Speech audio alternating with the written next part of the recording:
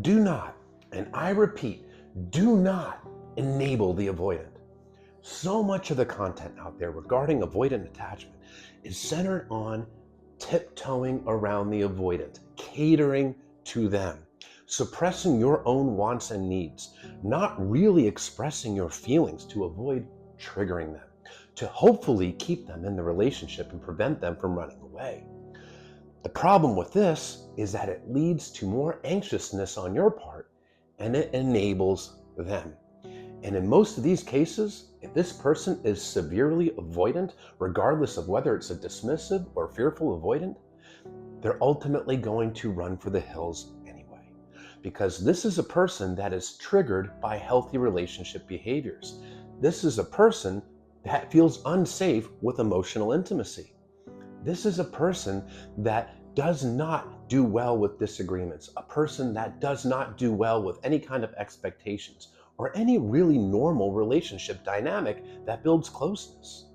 And in order to prevent this person from running away, it requires you to hold no boundaries with them, to suppress your wants and needs, essentially to self-abandon.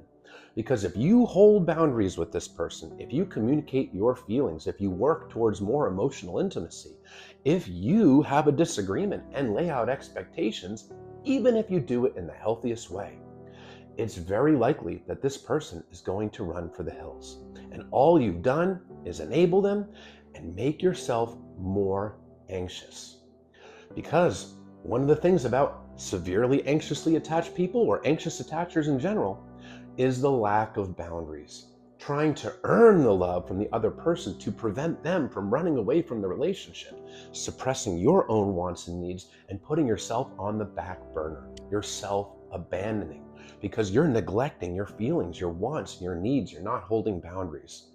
And what it does is it sends the message to this person that it's okay to behave this way in a relationship. It's okay to do distancing behaviors. It's okay to shut down and not have discussions. It's okay to create emotional distance. It's okay to cancel plans. It's okay to not respond to texts. It's okay to sometimes ghost. It's okay to disappear for hours or days at a time. It's okay to push you away, and it's okay for the relationship to be a one-way street where you do all the giving and they do all the taking. Now, if this person discarded you, if they dumped you, if they broke up with you, and you are chasing them, you are begging, you are pleading, and you are staying in communication with them, reaching out to them, trying to convince them to come back to the relationship, you're also enabling them because you're sending them the message that it's okay to discard you. It's okay to abruptly end the relationship and give you no closure, no empathy, and no coherent explanation as to why the relationship has to end. What you're telling them is that you are still an available option to them, that they can come back after doing that to you and pluck you out of the friend zone and put you right back in as a romantic partner.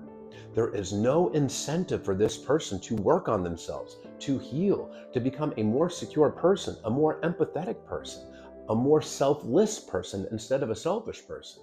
There's no incentive, because if you're catering to them, whether it's in the relationship or after the relationship, you are not giving them that incentive because they're able to do these behaviors and there's never any consequences to it. No, that doesn't mean you should punish them or be punitive or be nasty, but it simply means you don't allow these behaviors. You set your limits, your boundaries of what you will and will not tolerate, what you want, don't want, and what you need and don't need. Because when you set those boundaries, which can also include expectations, you're letting this person know that they can actually lose you, that these behaviors are not okay in the relationship or at the end of it. You're giving this person an incentive to actually look within, self-reflect, and work on themselves. Because when they actually experience the consequences of their own actions, that can be the wake-up call. That can be the splash of cold water on the face that they need to look within. Because when they actually experience the loss of you, or the potential loss of you, that kind of pain can be a motivator to actually do some self-work. But as long as you're chasing, you're begging, you're pleading, or if you're tiptoeing and suppressing your own wants and needs in the relationship, there's no incentive for them to change. There's no incentive for them to even meet you in the middle and actually work do the work on their side of the street in the relationship. There's no incentive because they keep on getting away with it, essentially. Of course, you should communicate to them in a kind and loving, empathetic way.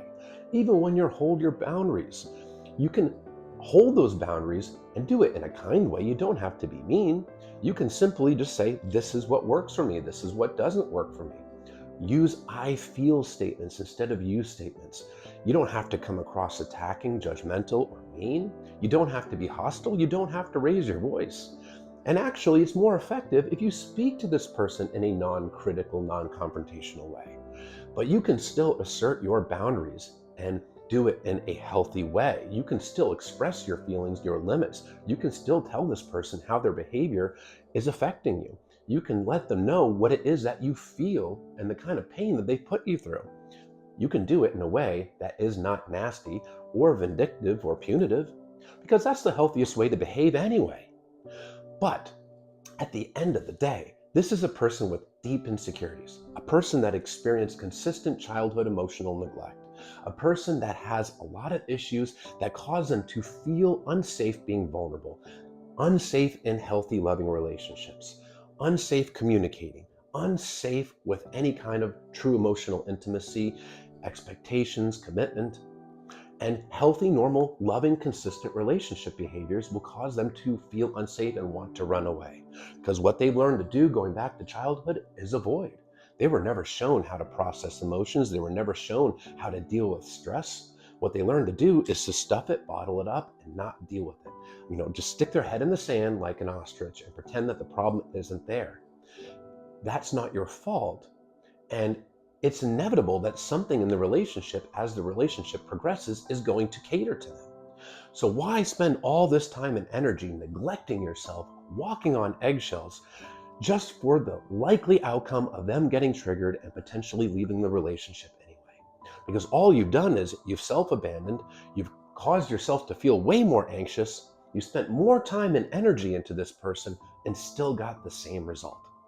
And if they did end up discarding you and you're chasing them, you are neglecting to acknowledge your own self-worth. You're lowering yourself below them, trying to earn their love, which is a very anxious thing to do because it's a two-way street and your feelings, wants, and needs matter just as much. But if you're chasing and pursuing, you're telling yourself the subconscious message that they matter more than you, that you need to earn their love instead of a mutual giving of love and receiving of love.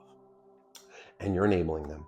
And that's the biggest issue that I have with a lot of content out there on avoidant attachment, is because it's teaching you how to keep the avoidant, prevent them from running away. But in most cases, if this person's severely avoidant, they're going to run away anyway, and all you've done is hurt yourself when you enable.